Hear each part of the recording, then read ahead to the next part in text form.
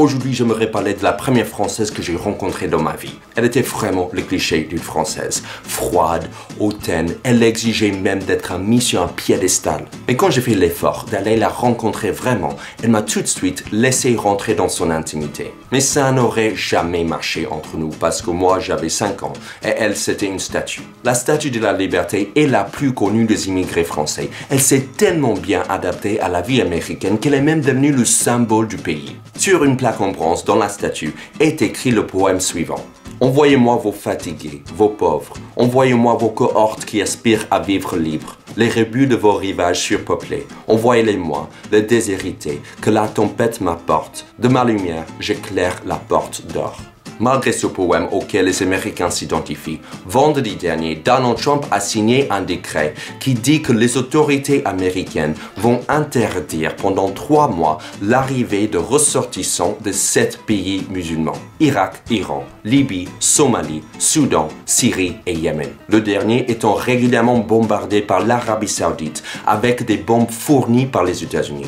C'est vrai qu'il faut empêcher des étrangers de venir tuer des innocents sur le territoire américain. Parce qu'on a déjà assez d'Américains qui s'en chargent.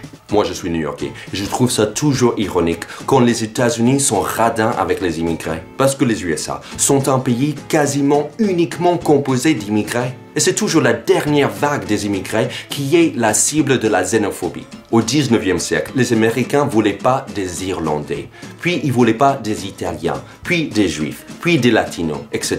C'est un peu comme monter dans le métro à l'heure de pointe. Même si le wagon a l'air d'être bondé, il y a toujours la place pour une personne de plus. Et dès qu'on est dedans, on prie que les portes se referment juste après nous. Et même si on est serré comme des sardines, il y a toujours des connards qui sont assis sur des strapontins.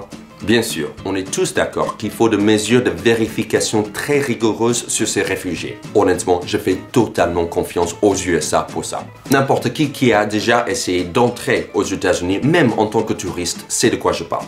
À la frontière américaine, tu es coupable jusqu'à preuve du contraire. Finalement, la manière de savoir si le réfugié est un djihadiste est assez simple.